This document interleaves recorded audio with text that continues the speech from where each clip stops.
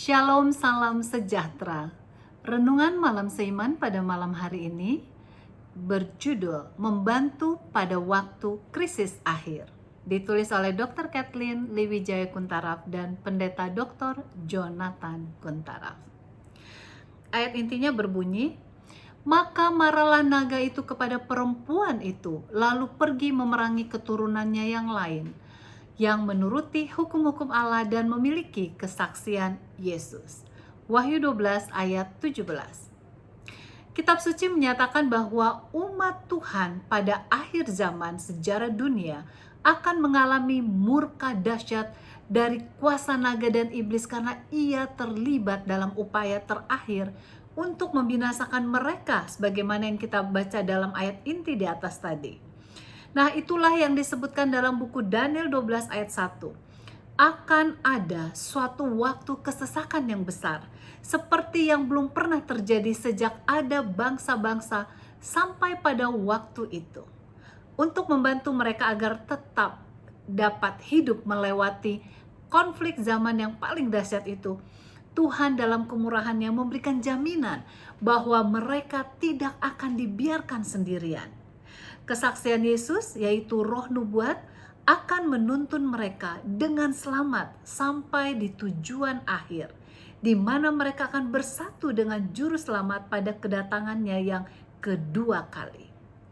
Ilustrasi berikut menerangkan bahwa akan hubungan antara Alkitab dan kejadian-kejadian yang akan terjadi yang disampaikan oleh karunia nubuat.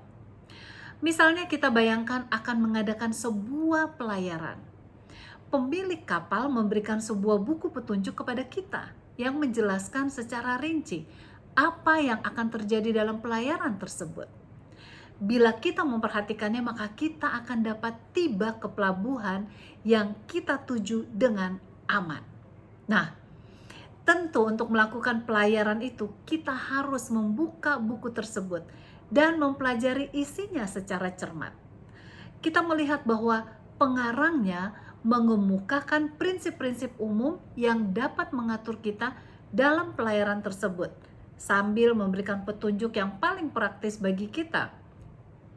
Seraya dia akan mempertimbangkan pelbagai kemungkinan yang mungkin timbul dalam perjalanan menuju tujuan itu.